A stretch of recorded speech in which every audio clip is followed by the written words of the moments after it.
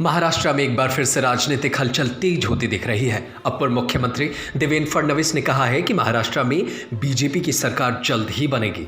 हालांकि इस बार शपथ ग्रहण समारोह समय पर होगा, सुबह के वक्त नहीं होगा। सोमवार को जब देवेंद्र फडणवीस ने मीडिया ने बीजेपी के सरकार बनने के दावे पर सवाल किया तो उन्होंने कहा कि अब राज्य में महाराष्ट्र विकास आघाड़ी की सरकार गिर जाएगी।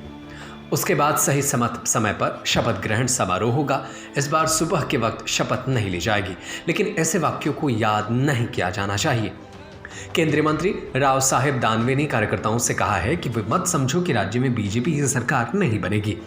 आपको साफ साफ बता रहा हूं कि आने वाले 2-3 महीने में महाराष्ट्र में हमारी सरकार बनने जा रही है और आप लोग इसे याद रखिएगा। शिवसेना संजय राउत ने कहा है कि अगर किसी को लगता है कि ऐसी एजेंसी से दबाव डालकर सरकार नहीं बनाई जा सकती तो ऐसा नहीं होगा।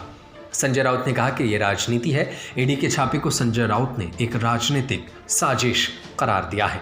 बता दें कि पिछले साल 30 नवंबर को ही बीजेपी ने महाराष्ट्र में सरकार बनाई थी, जो सिर्फ 80 घंटे के लिए ही टिक पाई थी। देवेंद्र फडणवीस और अजित पवार सुबह सुबह ने राजभवन में शपथ ले लिए थे, लेकिन जब बहुमत साबित नहीं कर पाए तो ये सरकार गिर गई और अजित पवार वापस अपने घर चले गए और वो एनसीपी के साथ जुड़ गए हैं और एक बार उद्धव ठाकरे ने सरकार बनाई, लेकिन उद्धव ठाकरे की सरकार को एक बार फिर से खतरा महसूस होने लगा है और ये सारी बातें बीजेपी कह रही है। बीजेपी को अनुमान है कि वो अगले 2 से 3 महीने में महाराष्ट्र में सरकार बना लेंगे। देखना होगा कि बीजेपी का ये दावा कितना सच होता है। न्यूज़ रूम से नदीम अहमद की रिपोर्ट।